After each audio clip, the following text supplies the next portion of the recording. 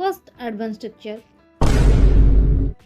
Guys, इस प्रकार की सेंटेंसेस को हम हमारे डे टू डे लाइफ में बहुत यूज़ करते हैं, जहाँ पर हम कहते हैं कि वो मेरा अपमान करने पर तुली हुई थी, बच्चा केक खाने पर तुला हुआ था, मेरे दोस्त पार्टी करने पर तुले हुए हैं।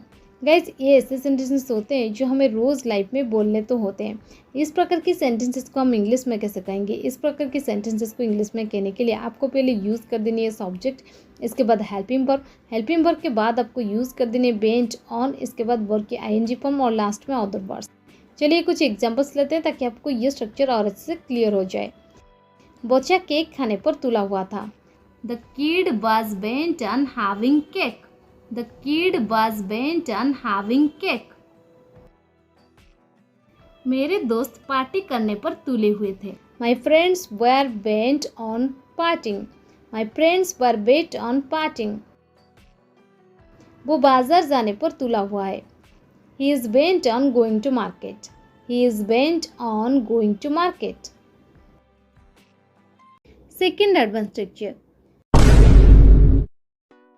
मैं भी एक अच्छा खिलाड़ी रहा हूँ। अंग्रेज़ उसके लिए कठिन विषय रहा है। मैं मुंबई में कई साल रहा हूँ। सो गाइज, इस प्रकार की वाक्यों को हम कभी ना कभी हमारे डे टू डे लाइफ में यूज़ करते हैं। इस प्रकार के वाक्यों को इंग्लिश में लिखने के लिए या फिर बोलने के लिए आपको लिखना पड़ेगा हैज़ बीन या फिर हार्ड बीन की। हैज़ बीन या फिर हार्ड बीन। चलिए कुछ एग्जाम्पल के मदद से इसे और भी बेहतर समझने की कोशिश करते हैं। मैं भी एक अच्छा खिलाड़ी रहा हूँ। I have been a good player. I have been a good player.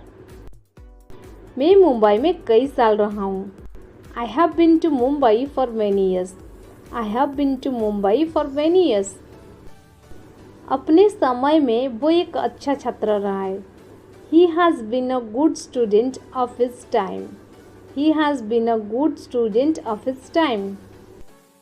Chess उसका पसंदीदा खेल रहा है। Chess has been his favourite sport.